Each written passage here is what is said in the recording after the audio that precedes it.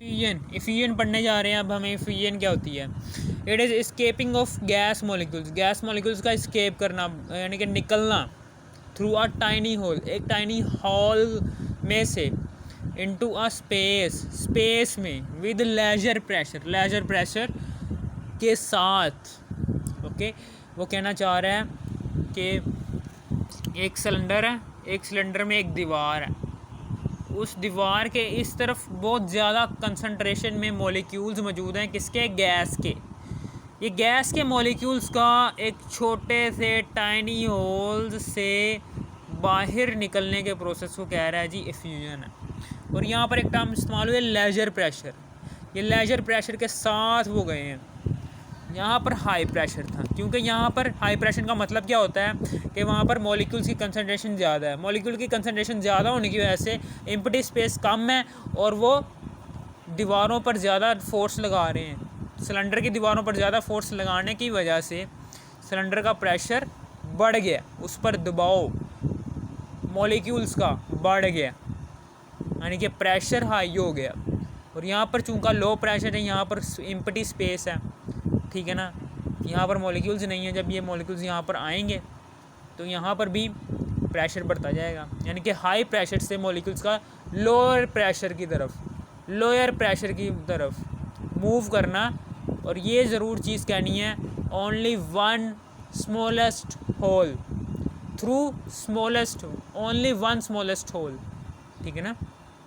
उसमें spontaneous mixing हो गई थी, यहाँ पर स्पॉन्टेनियस मिक्सिंग नहीं है। यहाँ पर हमने पूरी दीवार को नहीं हटाया, ये एंट्रेंस पूरी गायब नहीं की, बस हमने होल की है, वो आहिस्ता आहिस्ता से हो रहा है। वहाँ पर स्पॉन्टेनियस मिक्सिंग हुई थी और होमोजीनियस मिक्सचर तैयार हुआ था। यहाँ पर क्या हुआ है, यहाँ पर हमने ठीक है ना रैपिडली मिक्सिंग नहीं की, यानी कि स्पॉन्टेनियस मिक्सिंग नहीं की। यहाँ पर हमने बस एक होल किया और ये होल के ज़रिए से सारे मॉलिक्यूल्स एक एक करके तीन करके चार करके यहाँ पर जाते जाएंगे, ठीक है ना। मॉलिक्यूल्स आपस में कोलाइड करेंगे, ठीक है ना। कोलाइड करके इसमें से जाते जाएंगे ये, ठीक है ना। ये मॉलिक्यूल गया यहाँ से, ये वाला, ठीक है ना, ये गया, ठीक है ना। ये लो प्रेशर है। अभी जब ये सारे मॉलिक्यूल्स इधर आ गए, ठीक है ना, तो यहाँ पर प्रेशर ज़्यादा हो जाएगा। जब ये प्रेशर यहाँ पर ज़्यादा हो जाएगा तो फिर ये वापस यहाँ को मूव करेंगे, ठीक है, यहाँ को फिर ये वापस मूव कर जाएंगे जब यहाँ पर प्रेशर बढ़ जाएगा। फिर इसी तरीके से जब यहाँ पर प्रेशर फिर दोबारा से बढ़ेगा तो क्या होगा, फिर ये यहाँ पर मूव कर लेंगे, ठीक है ना। यानी कि ये क्या है, ये एक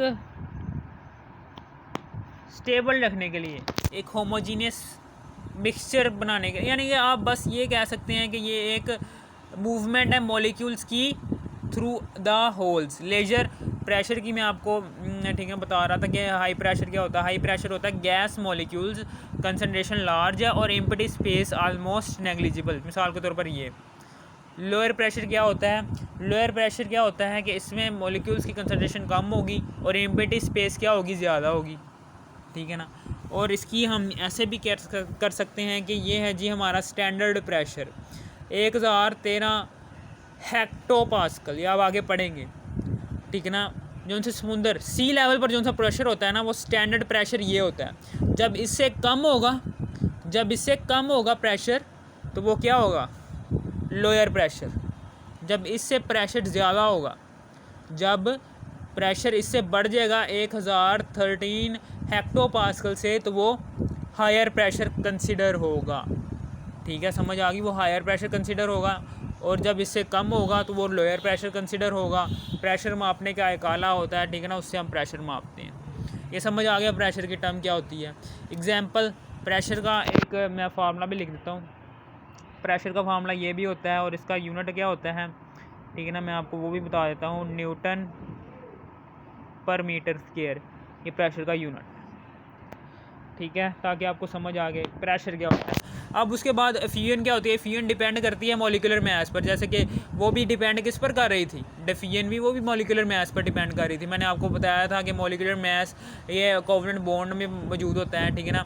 कोवेलेंट बॉन्ड के लिए हम मॉलिक्यूलर मास इस्तेमाल करते हैं, एटॉमिक मास भी कह सकते हैं, मॉलिक्यूलर मास भी कह सकते हैं, कोई बात नहीं है, डिपेंड करती है ये। लाइटर गैस मिसाल के तौर पर, यहाँ पर लाइटर गैस होगी ना हाइड्रोजन, वो जल्दी से फ्यूज़ कर जाएगी हायर प्रेशर से लोअर प्रेशर की तरफ, जबकि ऑक्सीजन होगी वो हायर प्रेशर से लोअर प्रेशर की तरफ कम दे, यानी कि उसको बहुत ज़्यादा टाइम लगेगा, क्योंकि उसके मॉलिक्यूल्स बड़े बड़े हैं। बड़े मॉलिक्यूल्स होने की वजह से उनकी रफ्तार कम होगी और वो जल्दी से फ्यूज़ नहीं कर सकते, ठीक है ना। मॉलिक्यूल्स ग्रेट होंगी उसकी, ठीक है ना, इसलिए वो जल्दी से फ्यूज़ कर जाएंगे। लाइटर गैस जल्दी से फ्यूज़ कर जाएगी, जबकि हैवियर गैस ऑक्सीजन है, ठीक ना, चूँकि उसका मोलिकुलर मास 16 है, 15 टाइम्स ज़्यादा है इससे हाइड्रोजन से, तभी तो उसकी एफिशिएंट एबिलिटी, उसकी जो सी सलाहियत है सफ़र करने वाली मॉलिक्यूल्स की, वो कम होगी, क्योंकि उसके मॉलिक्यूल्स बड़े हैं। मॉलिक्यूल्स बड़े होने की वजह से उसकी स्पीड कम होगी, मॉलिक्यूल्स छोटे होने की वजह से उसकी स्पीड ज़्यादा होगी हाइड्रोजन की, वो जल्दी से फ्यूज़ कर जाएगी। समझ आ गई आपको? ये मॉलिक्यूलर मैस पर डिपेंड करता है, मॉलिक्यूल के मैस पर डिपेंड करता है। जितना मॉलिक्यूल का मैस कम होगा उसे अफ्यूज़ करने में उतनी ही आसानी होगी, उसको अफ्यूज़ करने में उतनी ही आसानी होगी, उसको अफ्यूज़ करने में उतनी ही आसानी होगी जितना मॉलिक्यूलर मैस कम होगा, ठीक है। जितना मॉलिक्यूलर मैस ज़्यादा होगा किसी भी गैस का, उतनी ही उसे अफ्यूज़ करने में मुश्किल होगी, क्योंकि मॉलिक्यूल्स बहुत बड़े बड़े होंगे, उनका मैस ज़्यादा होगा, उनकी रफ्तार कम होगी, ठीक है। समझ आ गई आपको? लेजर प्रेशर की समझ आ गई? कुछ भी नहीं है ये, ठीक है ना। ये मैंने आपको बता दिया प्रेशर क्या होता है, हाई प्रेशर, लोअर प्रेशर, ये स्टैंडर्ड प्रेशर। अभी इसको ना याद करें, ये तो मैंने आपको नॉलेज के लिए बताया है, ये नॉलेज वाली बात है ये, ठीक है ना, ये नॉलेज है। बाकी जो उनसे याद करने वाली चीज़ है वो ये है, ठीक है ना, आपकी बुक में। समझ आ गई? कुछ भी नहीं है।